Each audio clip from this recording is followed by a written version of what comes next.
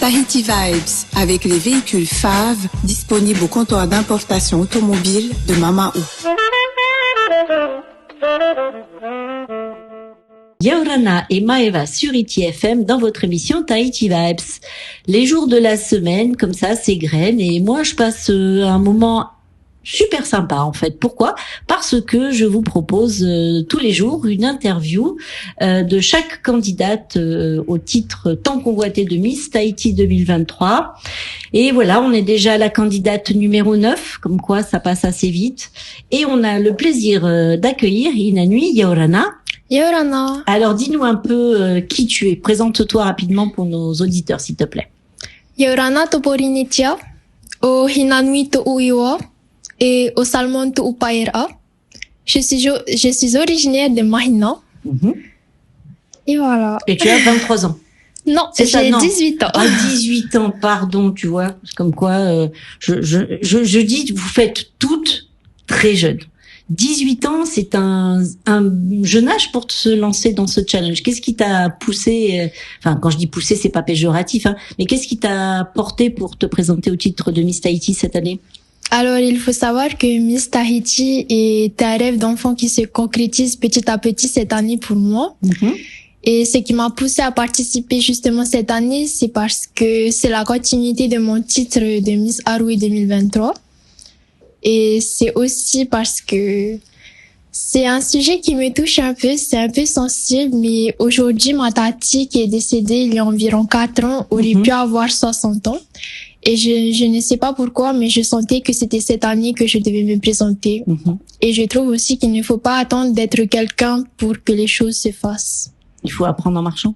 Oui, exactement. Okay. Alors justement, toi qui as donc cette petite expérience déjà de Miss Hawaii, comme tu le dis, ça aide justement dans ce challenge de préparation qu'est Miss Tahiti? Alors honnêtement, je ne dirais pas que ça aide parce que je suis une jeune femme de nature assez stressée et qui se sous-estime beaucoup. Du coup, je pense que j'ai le même niveau que mes amis, mes camarades de Miss Tahiti cette année. C'est-à-dire que je ne me crois pas au-dessus d'elles.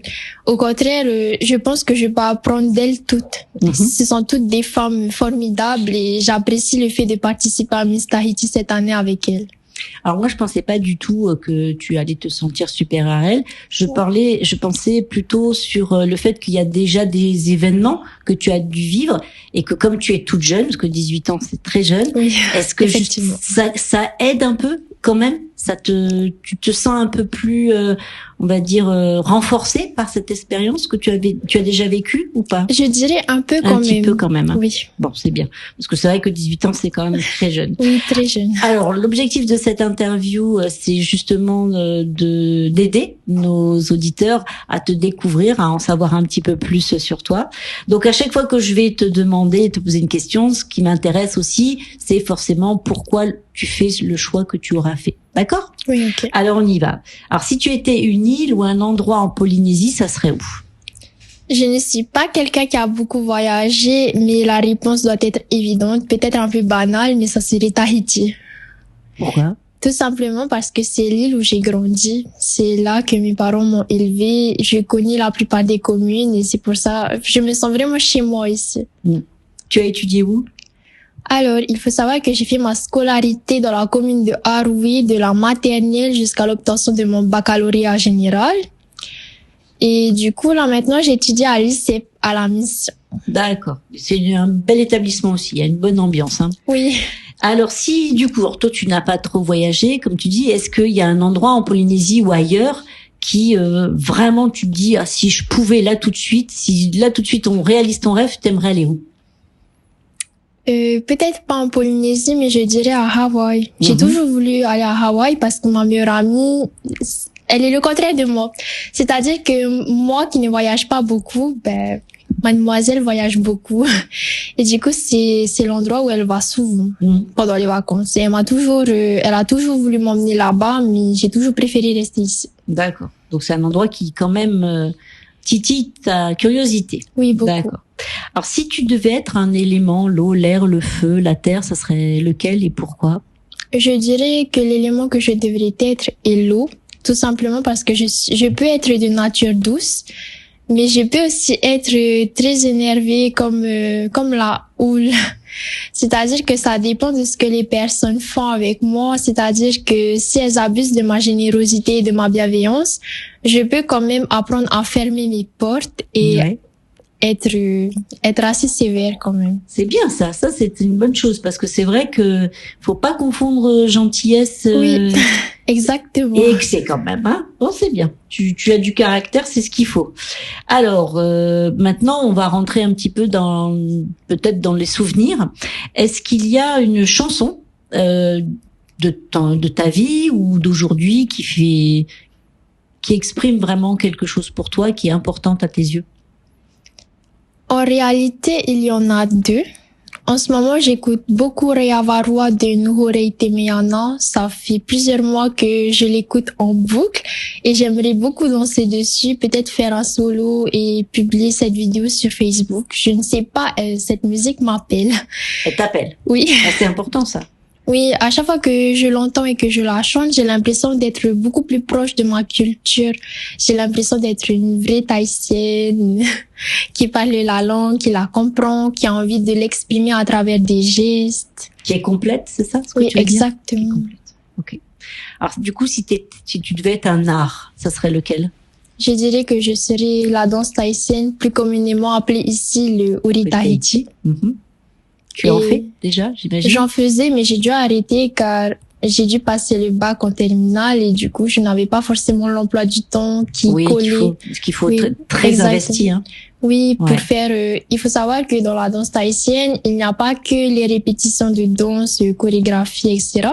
Derrière tout ça, il y a la confection des costumes, ça prend beaucoup de temps, la récolte des végétaux. Comme les outils, surtout quand c'est frais. Ouais, c'est un vrai investissement, ça. Oui, hein. c'est ça. Oui, je comprends. Mais tu vas revenir. Oui, j'aimerais beaucoup. Alors, s'il y a un objet qui est important pour toi, ça serait lequel? Ça serait mon téléphone parce que je l'emmène partout et aussi parce que... Et voilà. À chaque fois que je le regarde, j'ai l'impression de voir ma maman qui est fière de moi. Et je sais que ce n'est pas que depuis le jour où je suis devenue Miss, où elle a commencé à être fière de moi.